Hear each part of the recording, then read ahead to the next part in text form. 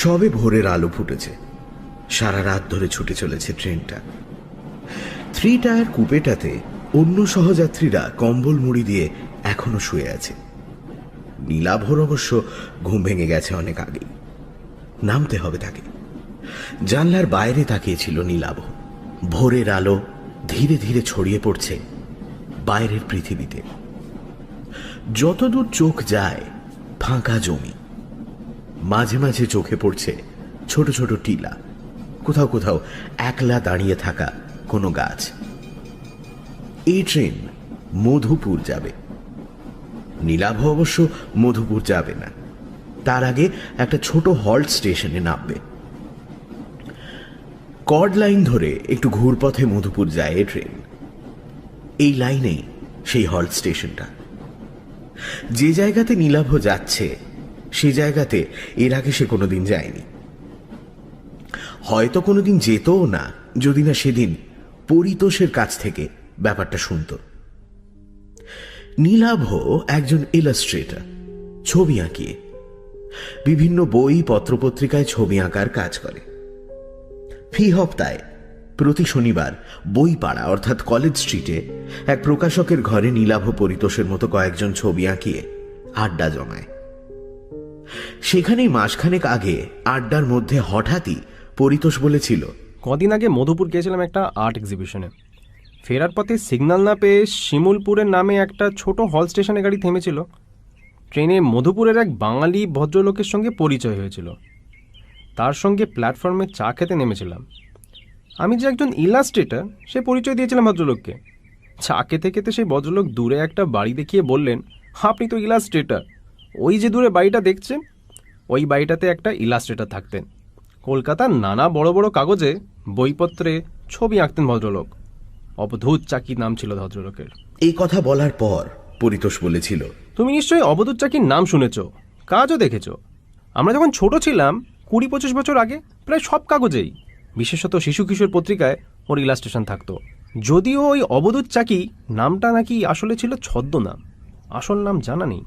পরিতোষের কথা শুনে নীলাভ প্রায় লাফিয়ে উঠে বলেছিল, দেখবো না কেন, বলতে গেলে ওর কাছ থেকেই তো আমার মনে ছবি আঁকার ইচ্ছেটা জাগে। পেন ড্রয়িং করতেন, কি বলিষ্ঠ কলমের আঁচড় ছিল। নৈসর্গিক দৃশ্য হোক, ছুটন্ত ঘোড়া, তার হাতে সবকিছু যেন জীবন্ত হয়ে উঠত। জানিস, ছোটবেলায় ওর ছবিগুলো কপি করার চেষ্টা করতাম। আমার আঁকাতেও তার আঁকার খুব প্রভাব আছে, ভাবশিষ্যও বলতে পারো। তবে দুর্ভাগ্যের ব্যাপার এই যে তার আঁকা দেখে আঁকা শিখলেও তার সঙ্গে সাক্ষাতের সুযোগ ঘটেনি। এমনকি তার ফটোগ্রাফও দেখিনি কোনোদিন। অনেককে জিজ্ঞেস করেও তার বাড়ির ঠিকানা জানতে পারিনি। এই প্রথম তোমার মুখ থেকে তার বাড়ির খবরটা শুনলাম। ওর ছবিগুলো নিয়ে আমার একটা অ্যালবাম প্রকাশ করার বহুদিনের ইচ্ছা। ব্যাপারটা অনেকটা গুরুদক্ষিণাও বলতে পারো। তা তোমার সেই সহযাত্রী ভদ্রলোক আর কিছু বলেছিলেন অবধূত চাকি বা ওই বাড়িটার সম্বন্ধে? এই প্রশ্ন শুনে পরিতোষ জবাব দিল, ভদ্রলোক বলেছিলেন অবধূত নাকি একাই থাকতেন বাড়িটাতে। বছর 10 আগে রেল লাইনে আত্মহত্যা করেন। বর্তমানে একজন কেয়ারটেকার গোছের লোক থাকে বাড়িটাতে। তুমি তো মাঝে মাঝে একা একা এদিক সেদিক বেরিয়ে পড়ো, একবার গিয়ে দেখে আসতে পারো বাড়িটা। ভদ্রলোককে আর দেখার সুযোগ না পেলেও তার কোনো ইলাস্ট্রেশন বা ফটোগ্রাফ পেয়ে যেতে পারো। ভবিষ্যতে সেসব জিনিস তোমার কাজে আসতে পারে। পরিতোষের কাছে কথাগুলো শোনার পর নীলাভ সেদিনই সিদ্ধান্ত নিয়েছিল যে পুজো সংখ্যার ইলাস্ট্রেশনের কাজগুলো মিটে যাওয়ার পর সে দেখে আসবে অবধূত চাকির বাড়িটা, যার ফলশ্রুতি তার এই ট্রেন যাত্রা। গতকাল রাতে কলকাতা থেকে নীলাভ উঠে বসেছে মধুপুরগামী এই ট্রেনে।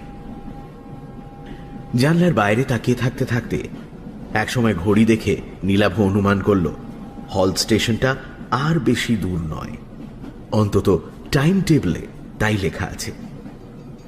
নীলাভর ঠিক উল্টো দিকে লোয়ার বার্থে শুয়ে থাকা একটা লোক চাদরের আড়াল থেকে মুখ বার করে মাথাটা একটু তুলে জানলার দিকে তাকালো। তাই দেখে নীলাভ লোকটাকে প্রশ্ন করল, আচ্ছা, শিমুলপুর হলটার কত সময় লাগবে বলতে পারেন? লোকটা প্রশ্ন শুনে জানলার বাইরে ভালো করে তাকিয়ে নিয়ে বলল, সামনেই আছে, ওর আর একটা নাম আছে, আত্মহত্যা হল্ট। আমরা এদিককার লোকেরা ওই স্টেশনটাকে ওই নামেই ডাকি। নীলাভ বিস্মিত হয়ে জানতে চাইল। তার মানে? লোকটা জবাব দিল, ফাঁকা স্টেশন তো, অনেকেই হল স্টেশনটাকে আত্মহত্যার জন্য বেছে নেয়। এমন ঘটনা বেশ কয়েকটা ঘটেওছে ওখানে, তাই ওই নাম হয়ে গেছে স্টেশনটা। কথাগুলো বলে আবার চাদর মুড়ি দিয়ে শুয়ে পড়ল লোকটা। তার কথা শুনে নীলাভর মনে পড়ে গেল পরিতোষের জানানো কথাটা।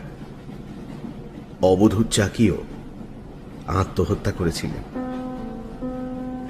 কিছুক্ষণের মধ্যেই ট্রেনের গতি কমে এলো। ব্যাগ কাঁধে নিয়ে নীলাভ এগোল দরজার দিকে। নীলাভ নেমে পড়ল প্ল্যাটফর্মে। অন্য কোনো লোক গাড়ি থেকে নামল না। প্ল্যাটফর্মে পা রেখেই স্টেশনের এক প্রান্তে বিরাট এক শিমুল গাছ নীলাভর নজরে পড়ল।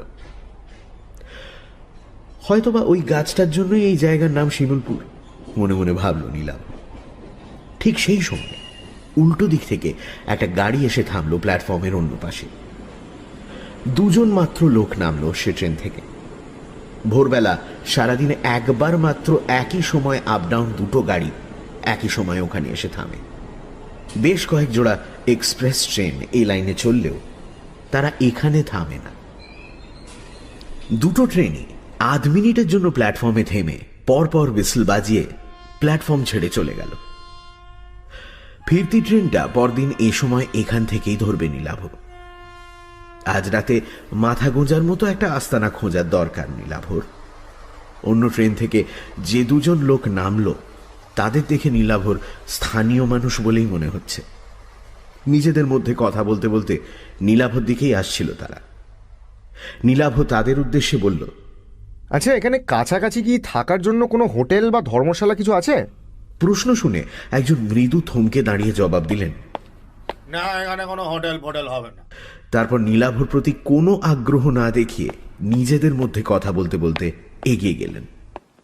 কিছুক্ষণের মধ্যেই প্ল্যাটফর্মে একলা দাঁড়িয়ে রইল নীলাভ। একজনও লোক নেই প্ল্যাটফর্মে বা তার বাইরে, এমনকি কোনো চেকার বা রেল কর্মচারীও নয়।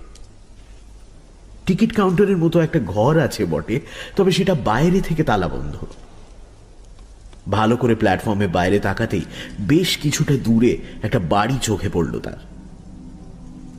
সামনেই দুর্গাপুজো। রেল লাইনের গায়ে আর দুপাশে জায়গায় জায়গায় কাশফুলের ঝাড়। তার মধ্যে দিয়ে একটা পায়ে চলা পথ এগিয়ে গেছে বাড়িটার দিকে। আরো একটা শিমুল গাছ আছে সেদিকে। নিশ্চয়ই ওই বাড়িটা অবধূত চাকিরই হবে, কারণ পরিতোষও প্ল্যাটফর্মে দাঁড়িয়ে বাড়িটা দেখতে পেয়েছিল। ও বাড়িটা ছাড়া অন্য কোনো ঘর বাড়িও চোখে পড়ছে না। তাহলে আগে ওখানেই যাওয়া হোক। এই কথা ভেবে নিয়ে নীলাভ প্ল্যাটফর্মের ঢাল বেয়ে নেমে বাড়িটার দিকে যাবার পথ ধরল। বেশ কয়েকটা বাঁক নিয়ে পায়ে চলা পথটা বাড়িটার দিকে গেছে। কিছুটা এগোবার পরে একটা ছোট নালা চোখে পড়ল একটা বাঁক পেরিয়ে। তির করে জল বইছে তাতে। মাত্র হাত দশেক চওড়া হবে সেটা। বাঁশের একটা সাঁকো রয়েছে তার উপর দিয়ে। একদিক থেকে এসে অন্যদিকে কাশের বনের আড়ালে হারিয়ে গেছে সেটা। আরো কিছুটা এগিয়ে অন্য একটা বাঁকের মুখে শিমুল গাছের কাছে উপস্থিত হল নীলাভ। সেখান থেকে বাড়িটা খুব কাছে। নীলাভ বাড়িটার দিকে তাকিয়ে বুঝতে পারল সেটা আসলে বাড়ির পেছন দিক। পথটা গিয়ে বাড়িটার সামনে দুভাগে ভাগ হয়েছে। একটা পথ গিয়ে থেমেছে বাড়ির পেছনে একটা দরজার সামনে। অন্য পথটা বাড়িটাকে বেড় দিয়ে সম্ভবত তার সদর দরজাতে গিয়ে পৌঁছেছে। নীলাভ ঠিকই অনুমান করেছিল। বাড়িটার কাছে গিয়ে সে দ্বিতীয় পথটা ধরে পৌঁছে গেল বাড়িটার সামনের অংশে। বেশ বড় পুরনো লাল ইটের তৈরি চওড়া দেওয়ালের একটা বাড়ি। সামনে ধামলা টানা বারান্দায় বড় বড় দরজা জানলা, যদিও সেগুলো বর্তমানে বন্ধ। একসময় মধুপুর বা তার আশেপাশের অঞ্চলগুলোতে হাওয়া বদলের জন্য এমন বাড়ি বানিয়ে রাখতেন পয়সাওয়ালা বাঙালিরা। হয়তোবা তেমনই কেউ 70 বা 100 বছর আগে বানিয়েছিল এ বাড়িটা। নীলাভর এমনই মনে হলো। বাড়িটার সামনে কাউকে না পেয়ে নীলাভ একটু ইতস্তত করে বারান্দায় উঠে এলো। টানা বারান্দার এক পাশে বেশ কয়েকটা তালা বন্ধ ঘর, মাথার উপর কড়িবর্গা থেকে পায়রার ডাক শোনা যাচ্ছে। বারান্দায় উঠেও কাউকে না দেখতে পেয়ে নীলাভ হাঁক দিল, বলছি বাড়িতে কেউ আছেন? আমি কলকাতা থেকে এসেছি, কেউ আছেন? বার কয়েক হাঁক দেবার পর বারান্দার শেষ প্রান্তের একটা দরজা খুলে গেল। একটা লোক সেই ঘর থেকে বেরিয়ে ধীর পায়ে এসে দাঁড়ালো নীলাভর সামনে। বছর 50 হবে লোকটা। মাঝারি গড়ন, মাথায় কদম ছাঁট চুল, পরনে ধুতি আর ভতুয়া, খালি পা। লোকটা সম্ভবত স্থানীয় দেহাতি মানুষ হবে। নীলাভকে দেখে মৃদু বিস্মিতভাবে সে প্রশ্ন করল, কি চাই? প্রশ্নটা কিন্তু সে বাংলাতেই করল। নীলাভ জবাব দিল, নমস্কার, আমি কলকাতা থেকে আসছি। আচ্ছা, এটাই কি অবধূত চাকির বাড়ি, যিনি ছবি আঁকতেন? লোকটা উত্তর দিল, হ্যাঁ, উনারই বাড়ি, তবে উনি তো নেই। নীলাভ বলল, হ্যাঁ সেটা জানি, কিন্তু আপনি? আমার নাম মিছরিলাল। এক সময় বাবু মানে আপনাদের অবধূত চাকির দেখাশোনা করতাম। উনি মারা যাওয়ার পরে বাড়িটা দেখাশোনা করি। বাবু তো বিয়ে করেননি, মরার আগে আমার নামে বাড়িটা কাগজ দিয়ে গেছিলেন। নীলাভ বলল, আচ্ছা, তবে আপনি এখন এ বাড়ির মালিক, এ বাড়িতেই থাকেন? তা বলতে পারেন, তবে আমি রাতে এখানে থাকি না। 2 মাইল দূরে আমার গাঁও, ওখানে থাকি। আপনি কেন এখানে এসেছেন বলুন তো? আসলে আমি ওর আঁকার খুব ভক্ত।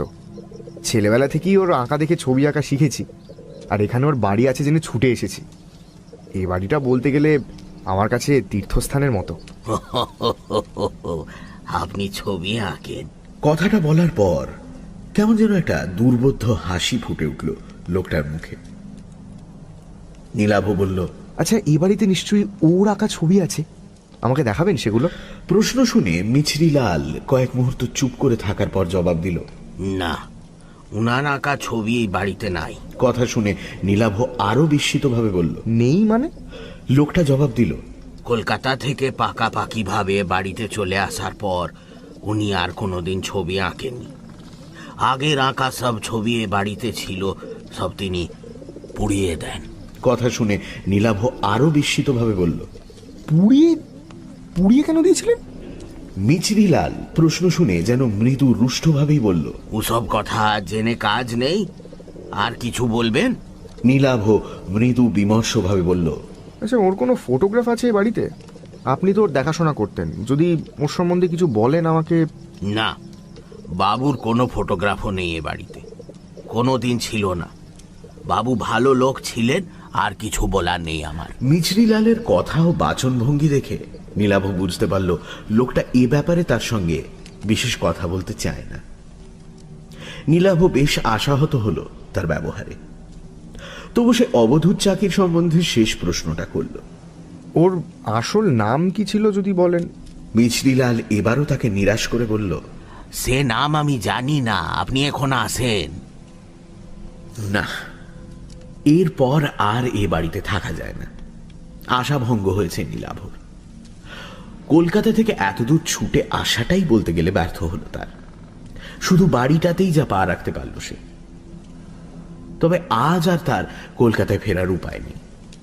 রাতে মাথা গোঁজার জন্য একটা আস্তানা দরকার। তাই সে লোকটাকে বলল, আচ্ছা, এখানে কোনো হোটেল, ধর্মশালা বা মাথা গোঁজার জন্য কোনো ঘর ভাড়া পাওয়া যাবে? কাল ভোরের আগে তো আমার ট্রেন নেই।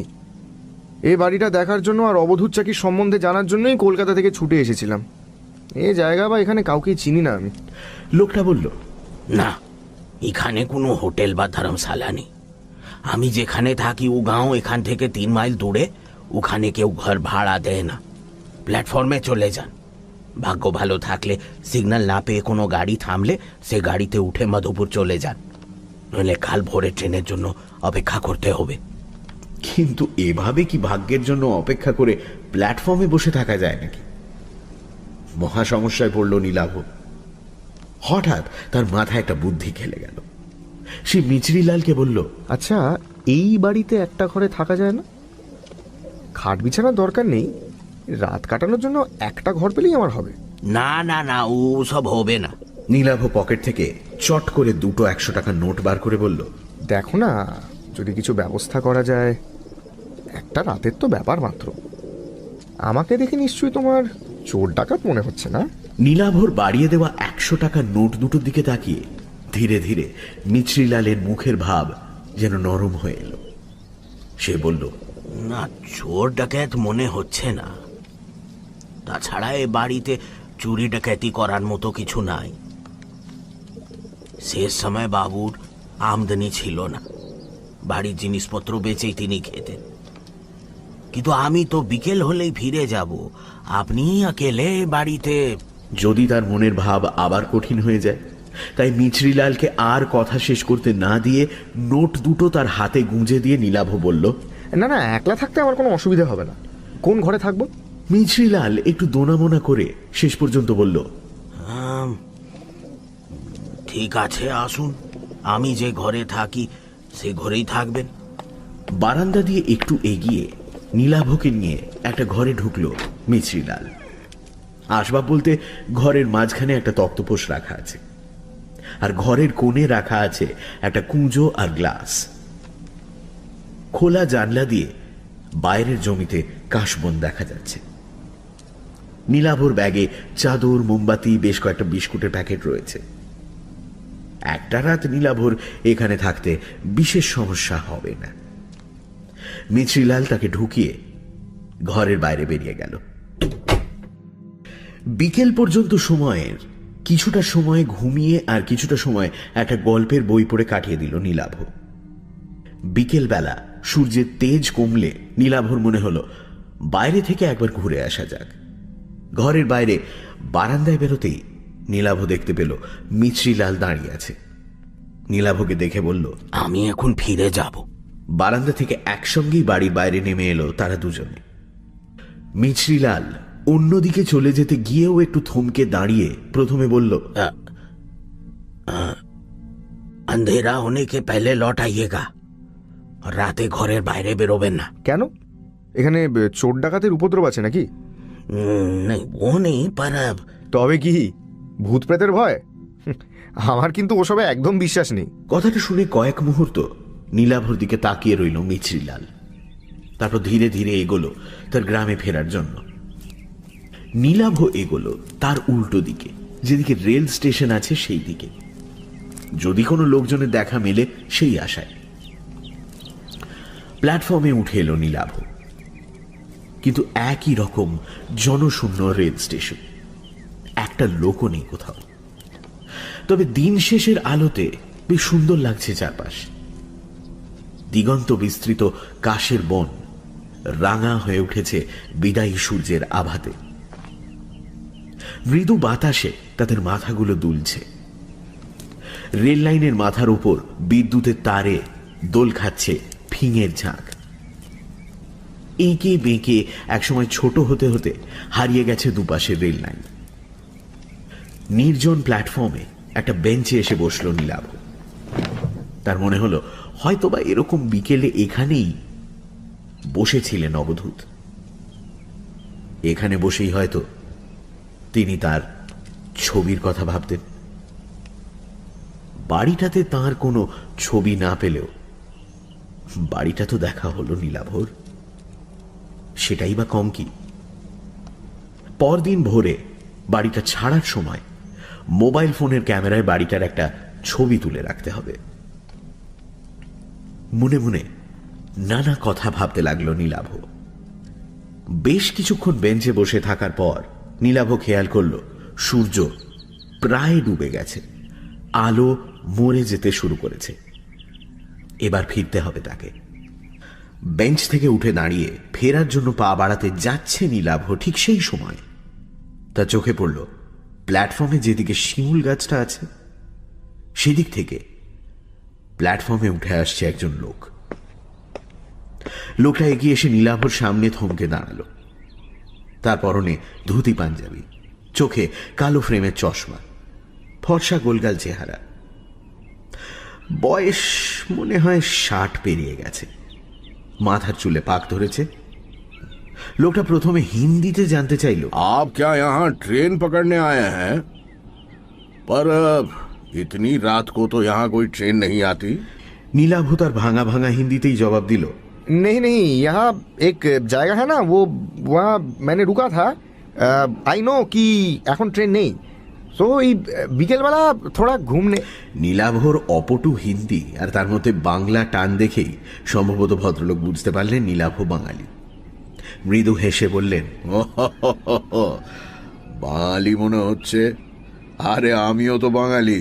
তার কথা শুনে নীলাভ হেসে ফেলে বলল, আরে দূর মশাই, হিন্দি কি কেউ সাদে বলে নাকি? বাঙালি, কলকাতা থেকে আজই এসেছি, আবার কাল ভোরের ট্রেনেই ফিরে যাব। লোকটা এবার হাত জোড় করে নীলাভকে নমস্কার করে বলল, ও আদৌ নমস্কার, আমার নাম অনিকেত চট্টোপাধ্যায়, স্থানীয় লোক, এখানেই থাকি। আপনি কোথায় এসেছেন এখানে? নীলাভ প্রতি নমস্কার জানিয়ে বলল, নমস্কার, আমার নাম নীলাভ বাগচি। আমি ইলাস্ট্রেটর, মানে ওই বই পত্রপত্রিকায় ছবি আঁকার কাজ করি আর কি। এখানে অবধূত চাকি নামে এক বিখ্যাত শিল্পীর বাড়ি আছে, ওই যে ওইখানে যে বাড়িটা আছে ওইটা। আমি ওই বাড়িটাই দেখতে এসেছি, রাতটুকু ওখানেই থাকবো। কথাটা শুনে ভদ্রলোক বললেন, আমি এটাই অনুমান করেছিলাম যে আপনি ওখানেই এসছেন, অবধূত বাবুর বাড়ি। আচ্ছা, আপনার সঙ্গে তার পরিচয় ছিল? বিলক্ষণ ছিল। কথাটা শুনে নীলাভ আগ্রহী হয়ে বলল, তাই নাকি? তা তার সম্বন্ধে কিছু জানাবেন আমাকে? তাকে কোনোদিন না দেখলেও বলতে গেলে তিনি আমার শিক্ষাগুরু ছিলেন। পত্রপত্রিকায় ছাপা তার আঁকা দেখেই বলতে পারেন যা কিছু শিখেছি আর কি। কি আর বলবো, ভালো মানুষ ছিলেন, ভালো ছবি আঁকতেন। শেষ জীবনে অবশ্য আঁকা ছেড়ে দিয়েছিলেন। আর কিছু তার ব্যক্তিগত জীবন সম্পর্কে কোনো তথ্য? শেষ জীবনে অবসাদে ভুগছিলেন, আত্মহত্যা করেন। তবে মৃত মানুষের ব্যক্তিগত জীবন নিয়ে আমি আলোচনা করি না। তা তো বটেই নিশ্চয়ই। জানেন, অনেক আশা নিয়ে এসেছিলাম এখানে, যদি তার কোনো ছবি টবি দেখা যায়। কিন্তু তা দেখতে পেলাম কই। শুনলাম ওর সব আঁকা নাকি উনি পুড়িয়ে দিয়েছিলেন। অনিকেত বাবু প্রথমে জবাব দিলেন, ঠিকই শুনেছেন। তারপর একটু চুপ করে থেকে বললেন, তবে ওর শেষ আঁকার খাতাটা কিন্তু ওই বাড়িতেই আছে, কিছু ছবিও আছে তাতে। কথাটা শুনেই নীলাভ বিস্মিতভাবে বলল, তাই নাকি? কিন্তু ও বাড়িতে মিছরিলাল বলে যে লোকটা থাকে, সে তো কিছু বললো না আমাকে। হ্যাঁ, খাতাটা আছে। মিছরিলাল খুব ভালোবাসতো অবধূত বাবুকে। ওই খাতাটাই তার কাছে অবধূত বাবুর শেষ স্মৃতি। খাতাটা পাছে কেউ হাতিয়ে নেয় বা খাতাটা যদি কোনো ক্ষতি হয়, সেই জন্য খাতাটা কাউকে দেখাতে চায় না। ইস, ছবিগুলো যদি একবার দেখা যেত। ভদ্রলোক কয়েক মুহূর্ত স্থির দৃষ্টিতে নীলাভর দিকে তাকিয়ে থেকে বললেন, আপনি ছবির খাতাটা সত্যিই দেখতে চান? তাহলে সে ব্যবস্থা আমি করতে পারি। নীলাভ বলে উঠল, হ্যাঁ, অবশ্যই দেখতে চাই। আপনি আপনি ব্যবস্থা করবেন? তার আঁকা দেখার জন্য যখন আপনি এত দূর ছুটে এসেছেন, তখন সে সাহায্য আমি না হয় করব। ও বাড়ির কোন ঘরে কোথায় খাতাটা রাখা আছে আমি জানি। আপনি বাড়ি ফিরে যান, রাতে আমি ওই বাড়ি যাচ্ছি, জেগে থাকবেন। আমি যে কিভাবে আপনাকে ধন্যবাদ জানাবো আমি ঠিক। কথাটা শুনে ভদ্রলোক হেসে বললেন, আগে ছবিগুলো দেখুন, তারপর ধন্যবাদ দেবেন। আমি এখন আসি, রাতে দেখা হচ্ছে। হ্যাঁ, গুড নাইট। এই বলে ভদ্রলোক প্ল্যাটফর্মের অন্য দিকে হাঁটতে শুরু করলেন। সন্ধে নামতে শুরু করেছে। নীলাভ এবার প্ল্যাটফর্ম ছেড়ে এগোলো বাড়িটাতে ফেরার জন্য। সে যখন ঘরটাতে ফিরে এলো, ঠিক তখনই বাইরে ঝুপ করে অন্ধকার নামল। ঘরে ঢুকে মোমবাতি জ্বালিয়ে বসল নীলাভ। একসময় বাইরে ধীরে ধীরে অন্ধকার কেটে গিয়ে চাঁদ উঠতে শুরু করলো। অনিকেত বাবুর জন্য প্রতীক্ষা করতে লাগলো সে। সময় এগিয়ে চলল, 7টা, 8টা, কিন্তু ভদ্রলোকের দেখা নেই। বাইরে গোল চাঁদ ধীরে ধীরে মাথার ওপর উঠতে লাগলো। রাত 9টা যখন বাজলো, তখন নীলাভর মনে হতে লাগলো হয়তো ভদ্রলোক আর নাও আসতে পারে। হয়তো তিনি নীলাভকে বাইরের লোক দেখে মশকরা করেছেন অথবা কোনো কাজে আটকে পড়েছেন। একটা দোলাচলের মধ্যে তবু নীলাভ তার অপেক্ষা করতে লাগল। কিন্তু আরো ঘন্টা দুয়েক সময় যখন অতিক্রান্ত হলো তখন নীলাভ অনুমান করল ভদ্রলোক আর আসছেন না।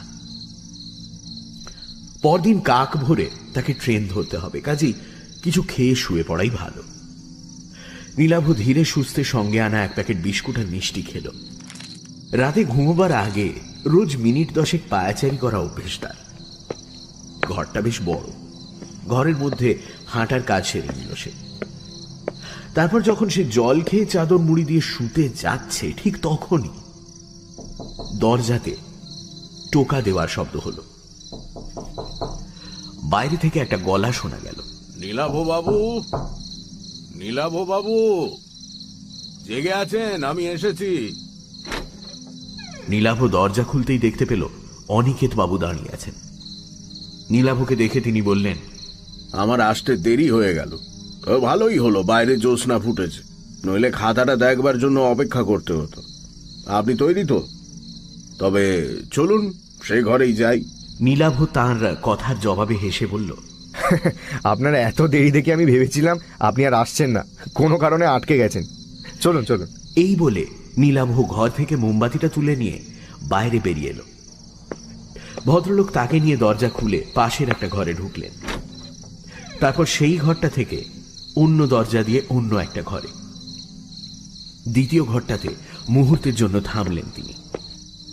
অন্য ঘর, দেওয়ালের এক কোণে আঙুল তুলে দেখে বললেন, ওখানে দেওয়ালে কোনো কালো দাগ দেখতে পাচ্ছেন? আগুন লাগানোর দাগ। এইটাই ছিল তার আঁকার ঘর। ওই জায়গাতেই আগুন জ্বেলে তার সব আঁকা উনি পুড়িয়ে ফেলেছিলেন।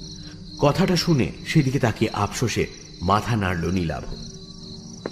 ভদ্রলোক কথাটা বলে আর অবশ্য সেই ঘরে দাঁড়ালেন না, এগোলেন অন্য ঘরের দিকে। পরপর বেশ কয়েকটা ঘর অতিক্রম করলেন ভদ্রলোক। কোনো ঘরেই কোনো আসবাবপত্র নেই। ভদ্রলোক যেভাবে একটার পর একটা দরজা দিয়ে ঘরগুলো অতিক্রম করলেন তাতে নীলাভ বুঝতে পারল যে এ বাড়ির সবকিছুই ভদ্রলোক চেনেন। অবশেষে ভদ্রলোক নীলাভকে নিয়ে একটা ঘরে এসে দাঁড়ালেন। এই ঘরেই প্রথম একটা আসবাব চোখে পড়ল তার, কাঠের বড় একটা আলমারি। ঘরে অন্য একটা জানলা ও দরজাও আছে। অনিকেত বাবু বললেন, দাঁড়ান, আগে জানলাটা খুলি। বাতিটা দেওয়ালের কুলুঙ্গিতে রাখুন, ওইখানে। তার কথা মতো বাতিটা নীলাভ সেখানে রাখল। ভদ্রলোক জানলাটা খুলতেই বাইরে থেকে চাঁদের আলো এসে ছড়িয়ে পড়ল ঘরে। বাইরে তাকিয়ে নীলাভ বুঝতে পারল বাড়ির পেছন দিকের একটি ঘরে এসে সে উপস্থিত হয়েছে। জানলা খোলার পর ভদ্রলোক আলমারির কাছে গিয়ে তার পাল্লাটা খুললেন। নীলাভ দেখল তার তাকগুলো সব শূন্য। ভদ্রলোক এরপর তার পায়ের পাতার ওপর ভর করে একটু লম্বা হয়ে হাত বাড়িয়ে সব থেকে ওপরের তাক হাতড়ে অবশেষে একটা খাতা বার করে আনলেন।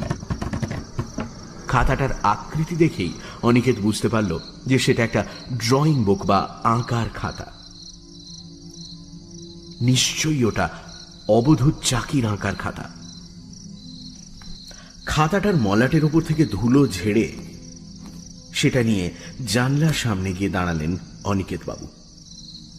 নীলাভ তার পাশে গিয়ে দাঁড়ালো। খাতাটা তার হাতে তুলে দেওয়ার আগে ভদ্রলোক বললেন, মোট 5টা ছবি আছে খাতাটাতে। তবে আমি যেভাবে বলবো সেভাবে খাতার পাতা উল্টে ছবিগুলো দেখবেন, তবে ব্যাপারটা বুঝতে পারবেন। প্রথমে প্রথম ছবিটা দেখুন। খাতাটা হাতে নিয়ে কেমন যেন একটা রোমাঞ্চ অনুভব করল নীলাভ। অবধূত চাকির নিজের হাতে আঁকা ছবি বলে কথা। খাতার প্রথম পাতাটা খুলল নীলাভ। চাঁদনি রাতে একটা ল্যান্ডস্কেপের ছবি। আরে, এই তো ছবির নিচে এক কোণে অবধূত চাকির নামের আদ্যক্ষর এ আর সি, যেমন থাকতো অবধূত চাকির আঁকা সব ছবিতে। জ্যোৎস্না আলোতে বিধৌত চরাচর, কাশের বন, তার পাশ দিয়ে এঁকে বেঁকে হারিয়ে যাওয়া রাস্তা, কালির আঁচড়ে জীবন্ত করে তুলেছেন শিল্পী। চাঁদটা এত সুন্দর যেন সে সত্যি খাতার ভেতর থেকে আলো ছড়াচ্ছে। তন্ময়ভাবে খাতাটার দিকে তাকিয়ে রইল নীলাভ। এমন সময় অনিকেত বাবু বললেন, একবার জানলার বাইরে তাকান। নীলাভ তাকালো। তারপর ব্যাপারটা বুঝতে পেরে হতবাক হয়ে গেল বিস্ময়ে। বাইরের দৃশ্যটাই যেন ক্যামেরাতে তোলা ফটোগ্রাফের মতো নিখুঁত ভাবে ধরা আছে খাতাটায়। একই কাশের বন, তার মাঝখান দিয়ে এঁকে বেঁকে চলা রাস্তার প্রতিটা বাঁক, এমনকি এই মুহূর্তে চাঁদের অবস্থানটাও হুবহু একই রকম। যেন এই মুহূর্তে ওখানে দাঁড়িয়েই ছবিটা এঁকেছেন শিল্পী। নীলাভ বলল, অবিশ্বাস্য, অবিশ্বাস্য। অনিকেত বাবু বললেন, এর পরের ছবিগুলো বোঝার জন্য আমাদের বাইরে যেতে হবে। ঘরের পেছনে দরজাটা খুলে রাস্তায় নামলেন ভদ্রলোক। নীলাভ খাতাটা নিয়ে তাকে অনুসরণ করল। কিছুটা পথ হেঁটে তারা এসে দাঁড়ালো বাড়িটার কাছাকাছি যে শিমুল গাছটা আছে তার নিচে। ভদ্রলোকের নির্দেশে দ্বিতীয় পাতাটা খুলল নীলাভ। এবারও বিস্ময়ের সীমা রইল না তার। যেন এখনই আঁকা হলো ছবিটা। সেখানে দাঁড়িয়ে পেছনের দিকে বাড়িটা, আর একটু এগিয়ে সাঁকোটা যেমন ভাবে দেখা যাচ্ছে, খাতাতেও হুবহু যেন তেমনই আঁকা। এমনকি বাড়ির পেছনের দরজাটা যে খোলা তাও ছবিটাতে স্পষ্ট বোঝা যাচ্ছে। ভদ্রলোক তাকে কেন বাইরে আনলেন তা এবার বুঝতে পারল নীলাভ। শিমুল গাছের তলা ছেড়ে তারা এরপর এগোলো সামনের দিকে। এসে থামল সাঁকোটার ওপর। তৃতীয় পাতার ছবিটার সাথে এই জায়গার হুবহু মিল। বাড়িটা অনেক দূরে সরে গেছে। রেল লাইনের দিকটা কিছুটা চোখে পড়ছে এবার। অনিকেত বাবু বললেন, চাঁদের অবস্থানটা খেয়াল করুন। আমাদের এগোবার কারণে আমাদের কাছে চাঁদের অবস্থান যেমন বদলাচ্ছে, ছবিতেও কিন্তু তেমনই বদলাচ্ছে। নীলাভ বুঝতে পারল ভদ্রলোকের কথাগুলো 100% সত্যি। কিন্তু এই মুহূর্তে এখানে দাঁড়িয়ে কেউ যদি ছবিটা না আঁকে তবে তা কিভাবে সম্ভব? অনিকেত বাবু যেন মৃদু হাসলেন। ছবির অন্য পাতা দুটো দেখার আকর্ষণে নীলাভ আবার অনুসরণ করল তাকে। তারা এরপর যে জায়গায় এসে দাঁড়ালো সেখান থেকে প্ল্যাটফর্ম আর রেল লাইন স্পষ্ট দেখা যাচ্ছে। অনেক পেছনে দেখা যাচ্ছে ফেলে আসা বাড়িটা। চতুর্থ ছবিটাতে তেমনই আঁকা রয়েছে। যেন সময়ের সাথে সাথে খাতার পাতায় ছবি এঁকে চলেছে কেউ। নীলাভর বিস্ময়ের সীমা নেই বুঝতে পেরে অনিকেত বাবু এবার স্পষ্ট হেসে বললেন, এই খাতার শেষ ছবিটাই আসল ছবি। সেটা দেখলে বুঝতে পারবেন ছবি কতটা জীবন্ত হয়ে উঠতে পারে। কত বড় শিল্পী ছিলেন অবধূত। এই বলে তিনি এগোলেন রেল লাইনের দিকে।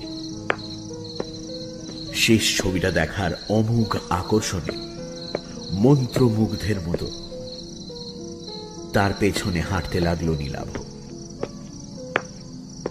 রেল লাইনে উঠে এলো তারা। অনিকেত বাবু বেশ কিছুটা দূরে রেল লাইনের গায়ে একটা ইলেকট্রিক পোস্ট দেখিয়ে দিয়ে বললেন, রেল লাইনের মধ্যে দিয়ে হাঁটতে হাঁটতে সোজা ওই পোস্টের সামনে গিয়ে লাইনের মাঝখানে দাঁড়িয়ে খাতাটা খুলবেন। তিনি যে কত বড় শিল্পী ছিলেন তবে তা বুঝতে পারবেন।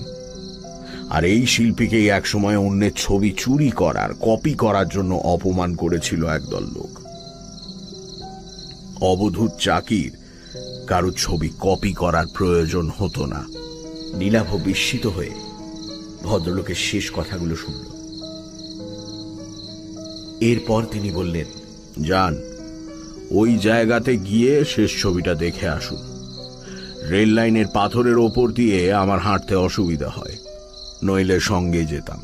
নীলাভ একটা তীব্র আকর্ষণ অনুভব করছে শেষ ছবিটা দেখার জন্য।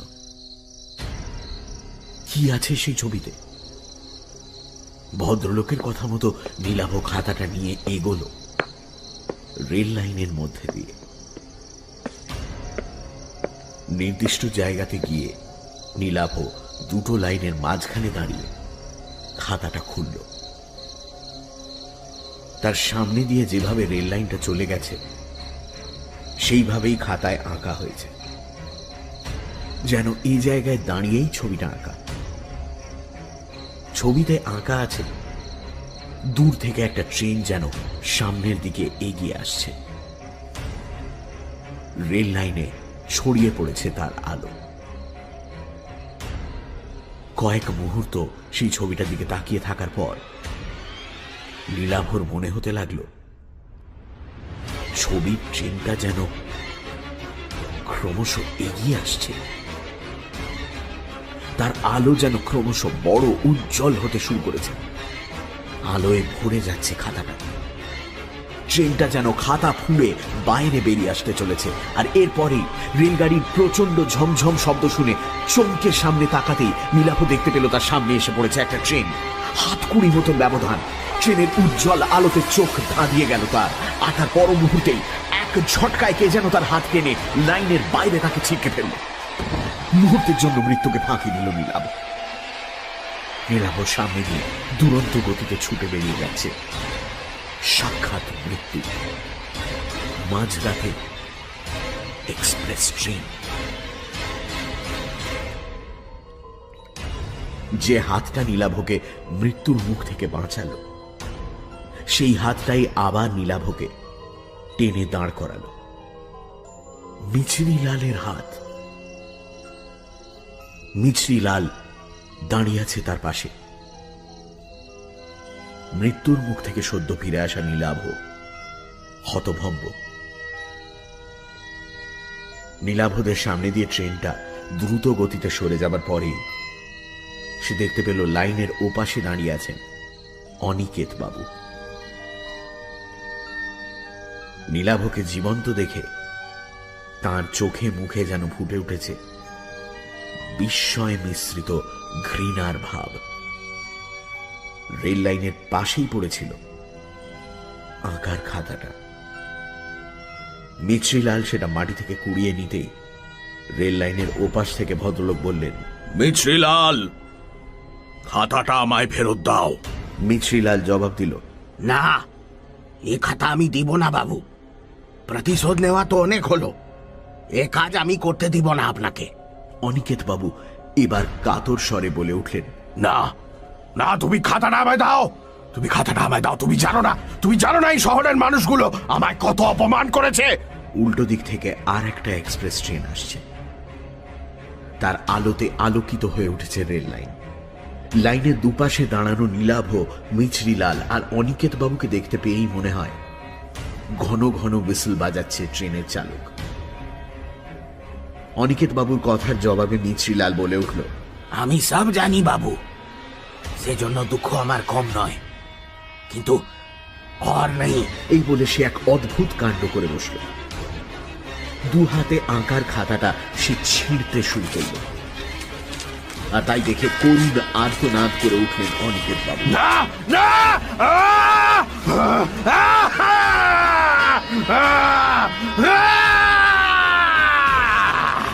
তারপর রেল লাইনে উঠে পাগলের মতো ছুটতে শুরু করলেন দানবের মতো ছুটে আসা ট্রেনটার দিকে।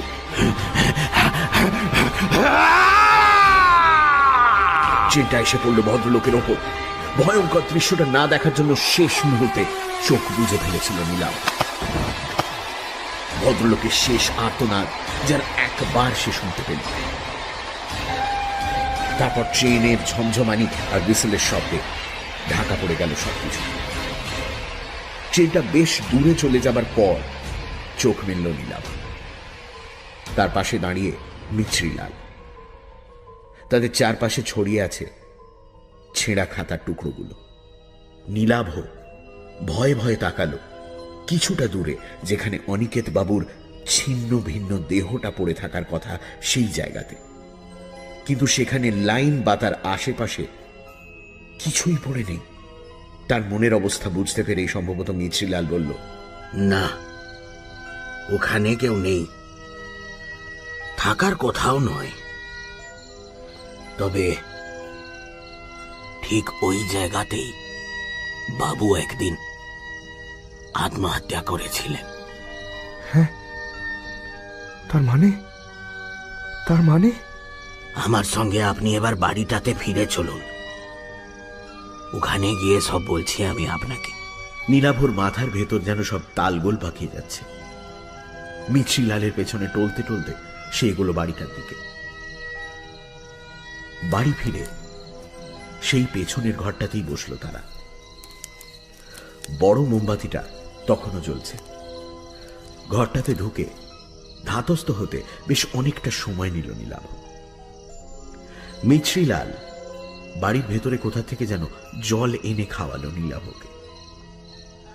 মোমবাতির আলোতে বিষণ্ণ মিছরিলালের মুখ।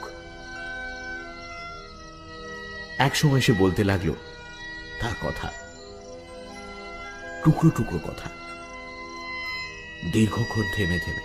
আপনি তো জানেন বাবু বড় শিল্পী ছিলেন, ওনার খ্যাতি ছড়িয়ে পড়েছিল চারপাশে, কিন্তু ও খ্যাতি ওনার কাল হল। একদল শিল্পী বাবু সে জ্বলতে থে, তাদের মধ্যে অনেককে বাবু নিজে আঁকা শিখিয়েছিলেন, কাজ পাইয়ে দিয়েছিলেন, কিন্তু ওনারা বাবুর বিরুদ্ধে ষড়যন্ত্র করনে লগে। বাবু একবার একটা ছবি এঁকেছিলেন, তারা প্রচার করলো সেটা নাকি এক বিখ্যাত শিল্পীর ছবি থেকে চুরি করে আঁকা। বাবু সে শিল্পীর ছবি কোনোদিন দেখেনি, पर कोई कारण से দুটো ছবির মধ্যে একটু মিল ছিল, কিন্তু বাবুর কথা কেউ বিশ্বাস করলো না। কোনো अखबारे নাকি লেখা হলো বাবু চুরি করে ছবি আঁকে। লজ্জায়, অপমানে, ঘৃণায় বাবু ছবি আঁকা ছেড়ে দিলেন, নিজের সব ছবি পুড়িয়ে দিলেন। আর তার মধ্যে প্রচন্ড একটা আক্রোশ তৈরি হলো শহরের মানুষের বিরুদ্ধে, বিশেষ করে যারা ছবি আঁকেন তাদের বিরুদ্ধে। আত্মহত্যা করার আগে শেষ ওই খাতাটায় ছবি এঁকেছিলেন। আমাকে বলেছিলেন আমি কত বড় শিল্পী ছিলাম, তাই খাতাটা ও ভবিষ্যতে বুঝিয়ে দিবে। এই বলে বাবু চলে গেলেন। শেষ ছবিটা আঁকার পর দিনই তিনি রেল লাইনে আত্মহত্যা করলেন। তার কথা সেদিন বুঝতে পারিনি, বাদ মে বুঝেছিলাম। এই খাতাটা অনেককে টেনে নিয়ে গেছে মৃত্যুর দিকে। লোকে ভাবে ব্যাপারটা আত্মহত্যা, কিন্তু আসল ব্যাপারটা তা নয়। আমি গরিব মানুষ, আপনি টাকাটা দেখাতে আমি লোভে পড়ে গেছিলাম, কিন্তু মনের মধ্যে একটা সন্দেহ ছিল, তাই মাঝরাতে আবার বাড়িতে ফিরে এলাম। দেখলাম আপনি নেই। ও কি হতে পারে তা অনুমান করে আমি পৌঁছে গিয়েছিলাম রেল লাইনের ধারে। अगर मैं आज वहां ना होता तो তবে তবে ওই অনিকেত বাবু। উনি বাবু। হ্যাঁ, নীলাভ এবার খেয়াল করল অনিকেত চট্টোপাধ্যায় আর অবধূত চাকি, তাদের নামের আদ্যক্ষর একই, AC। সেজন্যই নিশ্চয়ই আদ্যক্ষরে মিল থাকা ছদ্মনাম নিয়েছিলেন তিনি। ছবির নিচে স্বাক্ষর করতেন AC লিখে। মিছরিলাল বলল, ঘটনাগুলো ঘটার পর কিন্তু খাতাটা আবার এই আলমারির তাকে अपने आप से ফিরে আসতো। অনেকবার ভেবেছি খাতাটা নষ্ট করে দেব, কিন্তু পারিনি। বাবুর শেষ আঁকা, শেষ স্মৃতি, लेकिन लेकिन আজ আমি এই কাজ করলাম, नहीं तो एक खाता আরো অনেক মানুষকে টেনে নিয়ে যাবে রেল লাইনে। बदला बदला बड़ो भयंकर जिनिस बाबू,